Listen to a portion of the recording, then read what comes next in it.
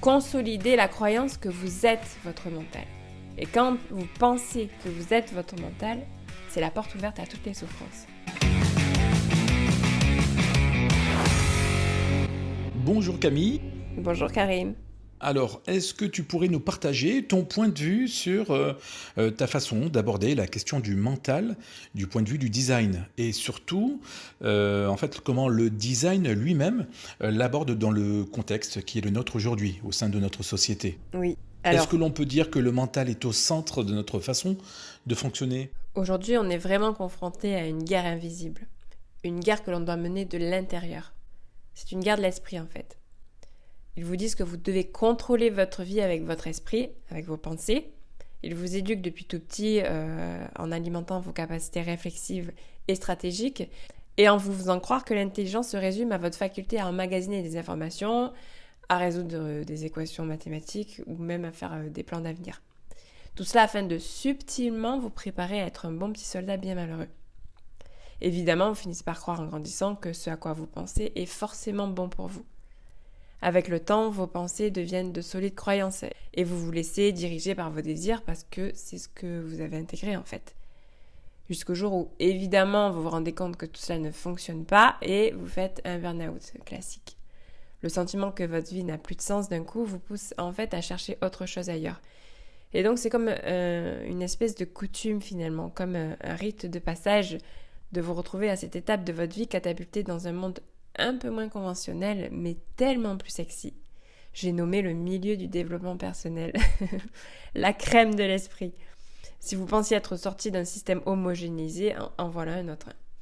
Ce milieu dans lequel on vous apprend à utiliser consciemment le pouvoir de l'esprit pour vous créer une vie de dingue.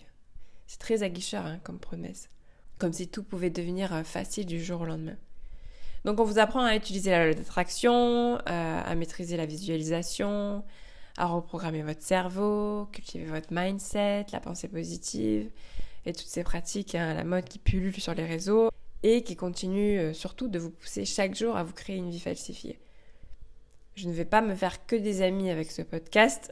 Ceux qui connaissent mon design savent que j'ai une pensée très très individuelle. Mais bon, si vous voulez du réchauffé, c'est pas ici que vous allez le trouver. Comprenez bien une chose, c'est que tout ça reste du domaine de l'esprit. Que vous soyez en fac de médecine, donc dans votre système de pensée très académique, ou que vous décidiez de suivre le programme des 21 jours d'abondance de Deepak Chopra en vous pensant plus spirituel que votre collègue de bureau, bonjour l'ego qui débarque avec ses gros sabots dans ce milieu, toutes ces stratégies vous maintiennent dans le plan mental. On focalise constamment sur le mental alors que la solution est partout sauf dans votre mental. Et en fait, on alimente comme ça ces histoires mentales et ces croyances. En vérité, vous n'avez ni à diriger, ni à apprivoiser, ni à endurcir votre mental pour réussir votre vie. Le mental, qu'il soit fort ou faible, finalement, ne sait pas ce qui est bon pour vous. Ce n'est pas son rôle de prendre des décisions. Ça, c'est ce qu'on apprend, c'est la base fondamentale qu'on apprend quand on débarque dans le design humain, que la clé ne se trouve jamais dans notre mental. Faire ce que notre tête nous dicte, c'est la maladie du XXIe siècle. C'est ce qui fait que notre société entière est un naufrage. Que ce soit un processus de création de réalité conscient ou inconscient d'ailleurs. Tout ce travail autour de la pensée, c'est ce qui crée le programme dans lequel on vit et qui vous triture en même temps. C'est le monde du non-soi par excellence. Quand vous suivez un programme de visualisation par exemple, qu'est-ce que vous faites inconsciemment d'après vous ? Quel message vous envoyez à votre corps ? Vous consolidez la croyance que vous êtes votre mental. Et quand vous pensez que vous êtes votre mental, c'est la porte ouverte à toutes les souffrances. Quand vous faites des visualisations dans le but de manifester des choses, vous donnez le pouvoir à votre esprit. Et vous êtes tellement identifié à votre mental que le lendemain, quand vous apprenez des mauvaises nouvelles aux informations, bien là, c'est la cata. Quand finalement, vous vous rendez compte que c'est pas ce que vous espérez dans votre vie, c'est la cata. Parce que ce sera toujours la cata pour votre esprit. Le ceci, le cela, passer sans cesse d'un point de vue à un autre, c'est sa raison d'être. Étudier, débattre, analyser les deux facettes d'une même pièce, c'est pour ça qu'il est là. Et vous pouvez faire tous les exercices que vous voulez, avec autant de discipline que vous voulez, vous ne pourrez jamais changer ça. Est-ce que vous voyez par quel biais le système arrive à vous manipuler pour qu'il puisse être nourri, logé, blanchi à vos frais ? C'est par le biais du mental qu'on arrive à vous conditionner, à vous faire prendre des mauvais chemins, et qu'on réussit comme ça à vous causer de la souffrance. Et même, et surtout, dans le milieu du développement personnel, on continue encore à vous faire croire que rien n'existe au-delà du plan mental. C'est quand même quelque chose. Ce milieu vous aguiche en vous faisant croire que vous êtes un gars plus spirituel, avec plus de valeurs, plus d'esprit, blablabla, c'est le cas de le dire, hein, parce que vous utilisez la loi d'attraction, etc. La vérité, c'est que si vous ne savez pas voir au-delà de ce plan mental, vous continuez à être le prisonnier de votre propre film. Alors que vous pensiez en être sorti après votre burn-out, rappelez-vous. Mais la vérité, c'est que vous êtes toujours dans les mains du programme et de tous ces mélodrames. Parce qu'encore une fois, le mental est ce qu'il est, constamment dans les peurs du passé ou les incertitudes de l'avenir. Vous ne pourrez jamais changer sa nature. Alors Camille, avec ce que tu viens de nous dire, est-ce que tu crois en la loi d'attraction ? Alors entendez-moi bien, je ne suis pas en train de renier les capacités créatrices de notre cerveau. Je ne suis pas une experte dans le domaine et je ne remets pas en question les découvertes neuroscientifiques. Est-ce que je crois au pouvoir de l'esprit ? Oui. Est-ce que j'ai moi-même utilisé la loi d'attraction ? Oui, pendant des années. Une de mes dernières expériences en date m'a coûté très cher d'ailleurs. Donc pour vous donner un exemple concret d'une situation dans laquelle j'ai énormément souffert, c'était il y a 2 ans. Alors c'est très bateau comme exemple, mais très parlant en même temps, très simple. Donc j'aime bien en parler. Et je suis désolée si le concerné écoute ce podcast aujourd'hui. C'est pas du tout une question de blâme, c'est vraiment pour illustrer le sujet d'aujourd'hui. Donc c'était il y a 2 ans et je souhaitais à l'époque que mon prochain mec soit un masseur, parce que j'adore ça, les massages, soit un photographe, parce que j'adore la photo. Et donc devinez quoi, j'ai rencontré quelques mois après un kiné qui adorait la photo. Est-ce que j'ai attiré et manifesté consciemment cette personne dans ma vie ? Oui. Est-ce que pour autant, cette relation était correcte pour moi ? Non. J'ai été trahie, humiliée, malmenée pour au final me battre contre une dépression qui m'a plongée dans une déperdition énergétique des plus totales, m'a valu des amitiés, de l'argent et ma santé. Et pourtant, c'était le fruit de ma pensée créatrice. Sauf que le souci, c'était que mon mental ne pouvait pas anticiper ce qu'il allait m'arriver à cette époque. Personne ne le peut. Et je n'ai pas écouté à ce moment-là mon autorité, surtout. Faut-il s'arrêter à la seule loi physique que notre petite vanité intellectuelle croit qu'il existe dans cet univers ? Ou avons-nous suffisamment de sagesse aujourd'hui pour accepter le fait qu'il existe d'autres possibilités de fonctionner dans cette vie ? Vous devez apprendre à reconnaître et discerner le corps de l'esprit. Ces 2 facettes qui coexistent à l'intérieur de vous-même et à les remettre à leur juste place pour que vous puissiez fonctionner correctement. Il ne s'agit pas de dire que le mental est un ennemi qu'il faut abattre, mais plutôt le considérer comme un allié qu'il faut rééduquer. Vous pouvez émettre des intentions, si c'est un rituel qui vous fait du bien, mais déjà n'ayez pas d'attente sur les résultats, ce qui est quand même très difficile à faire humainement parlant. Et de 2, une fois que l'intention arrive à vous, quand bien même elle arrive, il vous faudra absolument la valider avec votre autorité intérieure. Ce n'est pas parce que vous l'avez matérialisée dans votre réalité que c'est forcément quelque chose qu'il vous faut saisir. Ça, c'est quelque chose de totalement ignoré. En validant votre envie avec votre autorité, eh bien, ce qui se passe, c'est que vous passez d'une idée mentale à quelque chose qui est correct, qui respecte votre trajectoire. Mais ce qu'il vous faudra admettre, c'est que ce n'est pas souvent le cas. J'adore cette phrase de Sénèque qui dit « Nous souffrons plus de notre imagination que de la réalité elle-même ». Les rêves, les désirs ou même les simples objectifs qu'on se crée proviennent de notre imagination. L'imagination est le domaine du mental. Les rêves vous apportent de la satisfaction seulement lorsqu'ils sont en accord avec votre autorité. Et les gens confondent les deux. Beaucoup de gens aujourd'hui arrivent à vendre leur formation en ligne, par exemple, parce qu'à un moment donné, leur forme s'est avérée correcte sans le savoir. Et à partir de leur expérience, ils s'inventent des raisons mentales du pourquoi et du comment ils ont réussi dans la vie et vous pondent toute une méthode très très élaborée de comment parvenir à atteindre ces mêmes objectifs. Mais mec, t'es juste un générateur qui a correctement répondu dans l'instant. C'est pas ton histoire de mindset qui t'a permis d'en arriver là.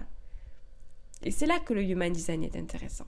C'est qu'il n'est pas un énième outil qui vous donne une énième notice falsifiée basée sur l'expérience de quelqu'un d'autre.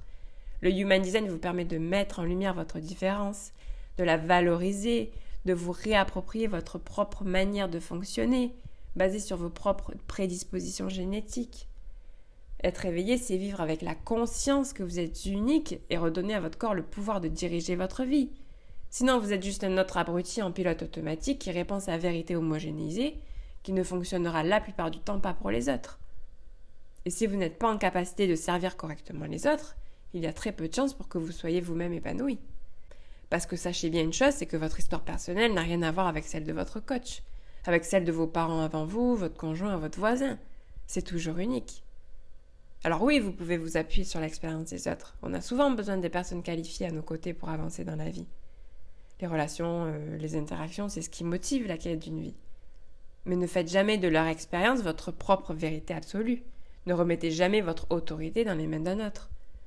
Et c'est un piège souvent avec les personnes qui réussissent et qu'on idolâtre, de vouloir suivre leur voie sans se rendre compte qu'on oublie complètement qui on est dans ce processus.